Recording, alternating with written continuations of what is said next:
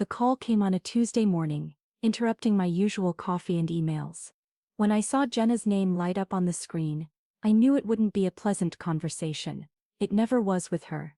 "Hello, Jenna," I answered, keeping my voice calm. "I've sold the house," she declared abruptly, her tone dripping with satisfaction. "The papers are signed, and the new owners move in next week. Hope you've learned the value of respecting your elders." I couldn't help but hold back a laugh. The house she was referring to was my childhood home. The one my father had left to me when he passed away 2 years ago. At least that's what Jenna thought. "The house?" I repeated, forcing the amusement out of my voice. "You mean Dad's house? Don't play dumb, Emma. You know exactly which house I'm talking about. The one you've been living in since your father died.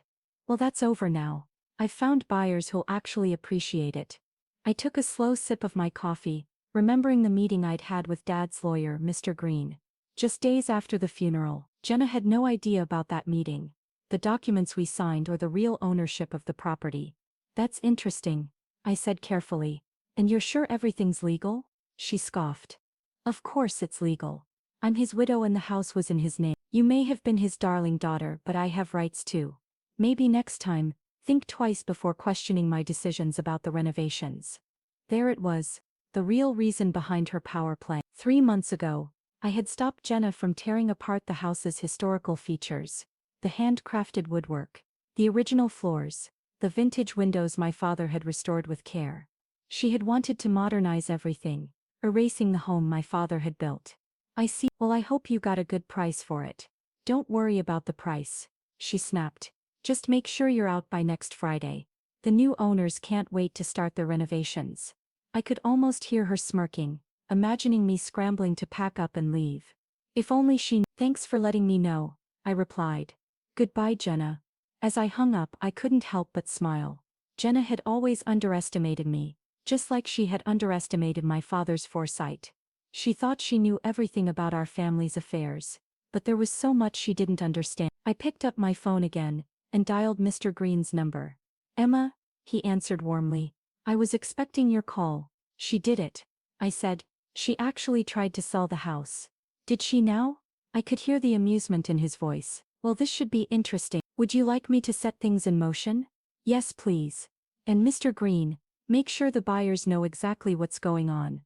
I don't want anyone getting caught in Jenna's mess." After hanging up, I walked through the house that was now mine, running my hand along the walls, tracing the door frames Dad had restored, and recalling the countless hours we spent reading together by the windows he'd carefully installed. Every inch of this place held memories, pieces of our life together. Jenna had married my father 5 years ago when I was 23. At first she played the part of the caring stepmother, always smiles and kind words. But after the wedding, her true nature started to She tried to drive a wedge between Dad and me, making snide comments about our close relationship, and constantly pushing to change things about our home.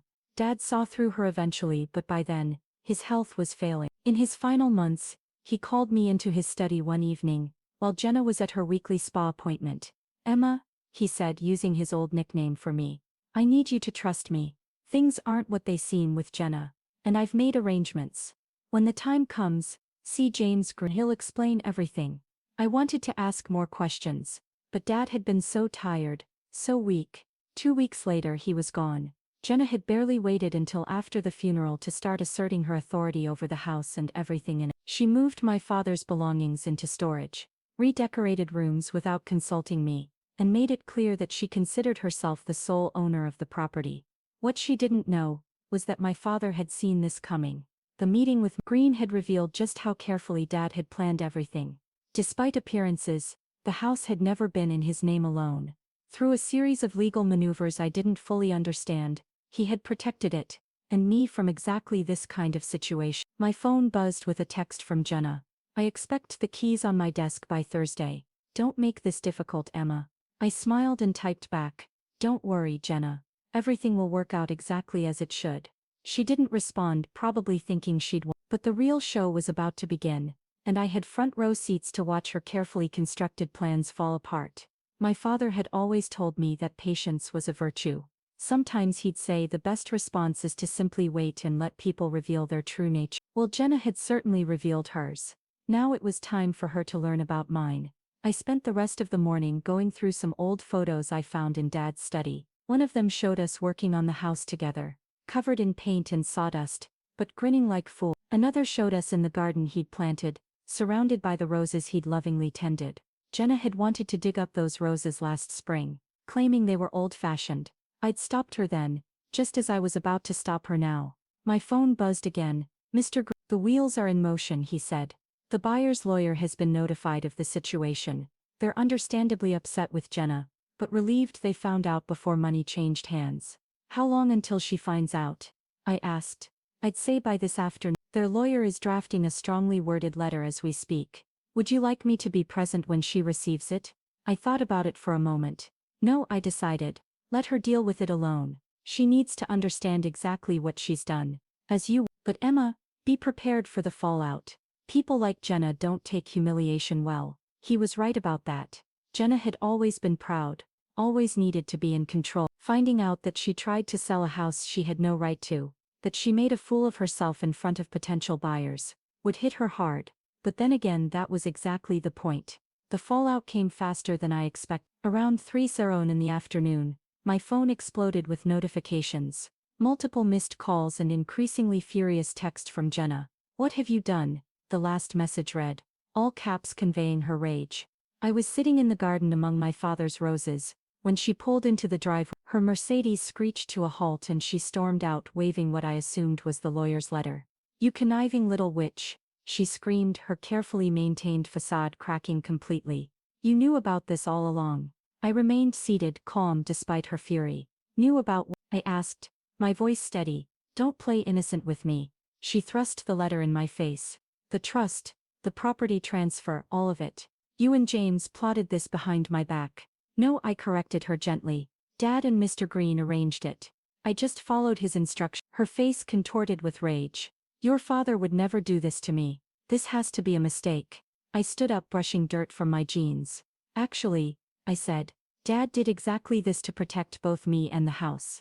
He saw through you, Jenna, I said, watching her carefully. He knew exactly what you were trying to do after he was gone. She took a step back, her designer heels sinking slightly into the soft garden soil. That's impossible. He trusted me, he loved me. Did he?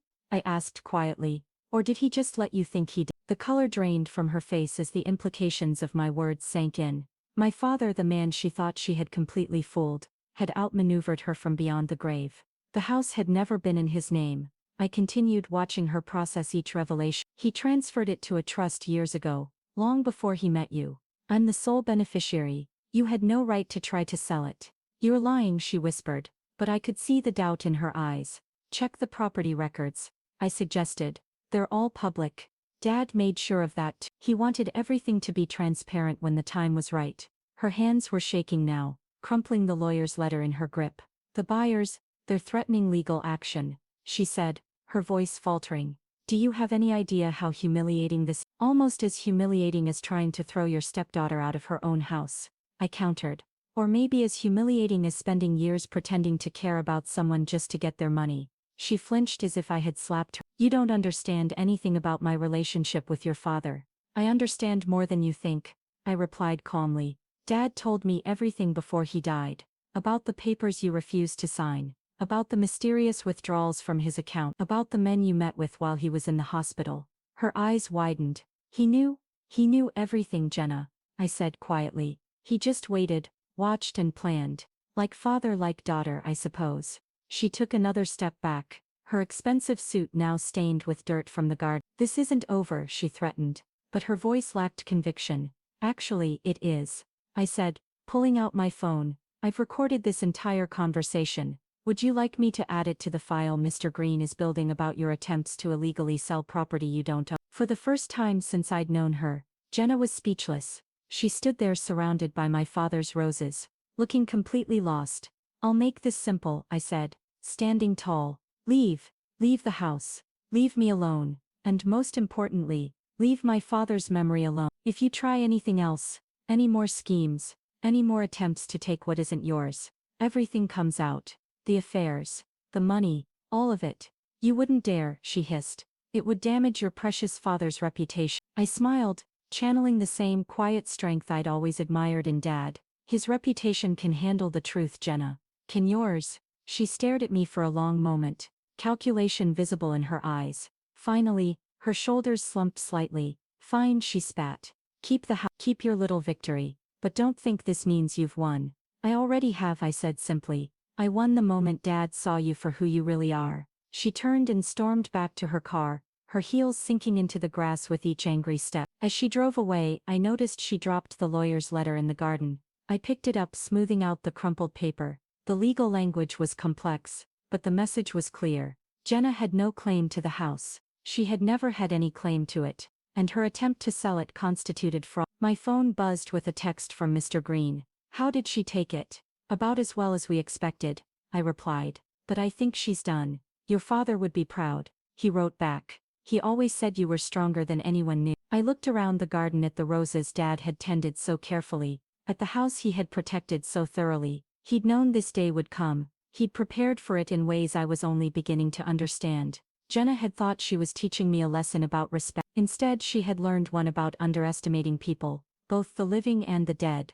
The weeks following Jenna's confrontation brought unexpected changes. The house felt different somehow, lighter, as if a shadow had been lifted. I spent my evenings restoring rooms to their original state, undoing Jenna's hasty modernization attempts. One evening, while sorting through boxes in Dad's study, I found a letter addressed to me in his familiar handwriting. The envelope was dated just days before his death. My hands trembled as I opened it. My dearest Emma, the letter began. If you're reading this, then everything has played out as I expected.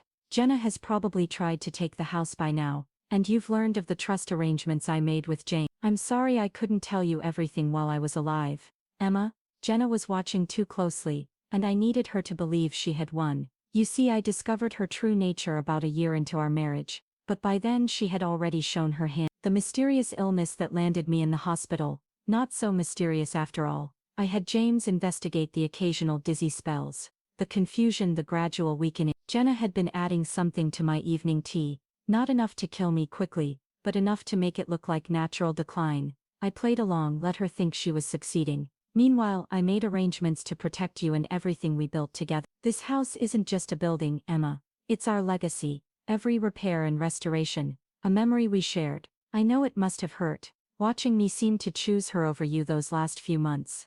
Please forgive me for that deception. I needed her to believe she had complete control so she wouldn't suspect what was coming. There's more you need to know. Check behind the loose brick in the study fireplace. I left something there for you.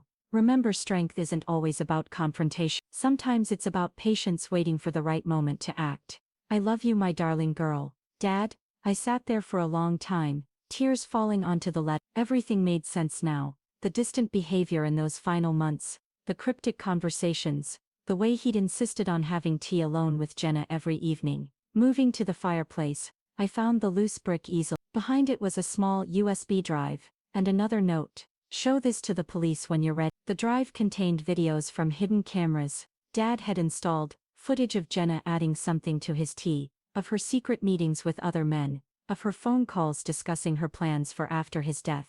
He had documented everything. My hands were shaking as I called Mr. Green. James, I said when he answered. I found Dad's letter in the drive. He was quiet for a moment. Are you ready to take the next step? I thought about it. The evidence on the drive was damning. Attempted murder, fraud, conspiracy. Jenna wouldn't just lose her social standing. She'd face serious criminal charges. Not yet, I decided. Let's keep it as insurance for now. Knowing we have it is enough. Your father said you'd say that, he replied, and I could hear the smile in his voice. He always said you had his sense of strategy. The next morning, a large envelope arrived from Jenna's lawyer. Inside was a formal document, relinquishing any claims to the house, or my father's estate, along with a brief note. You win, Emma. I'm leaving the state. Don't worry about hearing from me again. Just keep what you know to yourself. She'd found the cameras, of course. She would have been searching the house for anything incriminating after our confrontation. The evidence on the drive was just backup. The threat of its existence was enough. I stood in Dad's study, surrounded by the life we'd built together, and felt a deep sense of peace. He had protected me one last time, taught me one final lesson about patience and strategy. The house remained as he wanted it, preserved, cherished, a testament to our bond. Jenna's attempt to steal it had failed, just as her attempts to come between us had ultimately failed. In the garden, Dad's roses bloomed more beautifully than ever. I tended them carefully, honoring his memory in every flower that opened. Sometimes while working among them I could almost hear his voice. Remember, Emma, the strongest roots grow in silence, hidden from view until the right moment to bloom. He had been right. Strength wasn't always about confrontation. Sometimes it was about waiting, watching and letting people reveal their true nature. Jenna had taught me about deception, about the masks people wear. But Dad had taught me something far more valuable: how to see through those masks, how to protect what matters most, and how to win without losing yourself in the process. The house stands as it always has, a monument to love, patience, and justice served quietly but completely. And somewhere I like to think Dad is smiling, knowing that his final lesson was well learned. As for the USB drive, it remains behind that loose brick, a silent guardian, ensuring that some stories stay buried at least for now. After all, as Dad always said, timing is everything.